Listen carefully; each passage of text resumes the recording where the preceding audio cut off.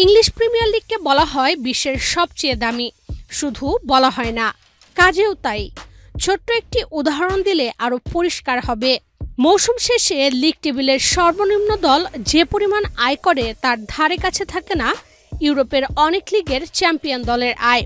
তাহলে একবার ভাবুন, এমন লিগে খেলা ফুটবলাররা কত আয় করে। এমন লিগ ছেড়ে বাংলাদেশ প্রিমিয়ার লিগে খেলতে আসছেন কিউবা মিচেল, যিনি মাত্র কদিন আগেই বাংলাদেশি পাসপোর্ট হাতে পেয়েছেন। অপেক্ষায় ছিলেন জাতীয় দলের জার্সিতে খেলার। তার আগেই হয়তো বসুন্ধরা কিংসের জার্সিতে নেমে পড়বেন বাংলাদেশের মাঠে। বসুন্ধরা কিংস প্রতিষ্ঠার পর থেকেই চমক দিয়ে আসছে। বিশ্বকাপে খেলা ফুটবলার এনে চমকে দিয়েছিল সকলকে। গত মৌসুমে প্রথমবারের মতো হাতছাড়া হয় লিগ শিরোপা। সেই আক্ষেপ মেটাতে এবার শক্তিশালী দল গঠনের প্রক্রিয়া শুরু করেছে ক্লাবটি। এরই অংশ হিসেবে ইংল্যান্ড প্রিমিয়ার লিগের দল সান্ডারল্যান্ড অনূর্ধ্ব 21 দলে খেলা কিউবা মিচেলকে দলে ভিড়িয়েছেন বসুন্ধরা কিংস। হামজা চৌধুরীর হাত ধরে বাংলাদেশের ফুটবলে আসে জোয়ার।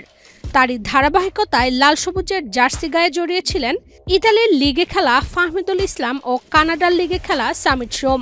এরপর গুঞ্জন শুরু হয় ইংল্যান্ডের দলে খেলা কিউবা মিচেলকে নিয়ে। তাকে পেতে বাফুফে কাজ শুরু করে দ্রুতই। গত মাসের শুরুতে বাংলাদেশি পাসপোর্টও পেয়ে যান এই ফুটবলার। এশিয়ান কাপ বাছাই পর্বে হংকংয়ের বিপক্ষে জাতীয় দলের জার্সিতে অভিষেক হওয়ার কথা ছিল তার। তবে তার আগে তিনি নাম লেখালেন বসুন্ধরা কিংসে। এএফসি চ্যালেঞ্জ লিগের জন্য সোমবার 28 জুলাই ছিল নিবন্ধনের শেষ দিন। আর শেষ দিনেই কিউবা মিচেলকে রেজিস্ট্রেশন করিয়েছে বসুন্ধরা কিংস। বসুন্ধরা কিংসের সভাপতি ইমরুল হাসান সংবাদ মাধ্যমকে বলেন, কিউবা মিচেল বসুন্ধরা কিংসের হয়ে খেলবে।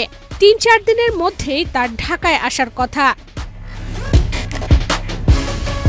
এ সময় বসুন্ধরা কিংসের সভাপতি নিশ্চিত করেন ধারে নয়, তার সঙ্গে দীর্ঘমেয়াদী চুক্তি করা হবে। জানা গেছে আসন্ন এএফসি অনূর্ধ্ব 23 দলের প্রাথমিক দলে আছেন কিউবা মিচেল। অনূর্ধ্ব 23 দলের ক্যাম্পও খুব দ্রুত শুরু হবে।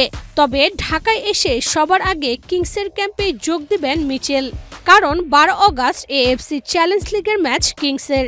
কিংস ও আবাহনীর ফুটবলাররা ক্লাবের আন্তর্জাতিক ম্যাচের পর অনূর্ধ্ব 23 দলে যোগদান করবে।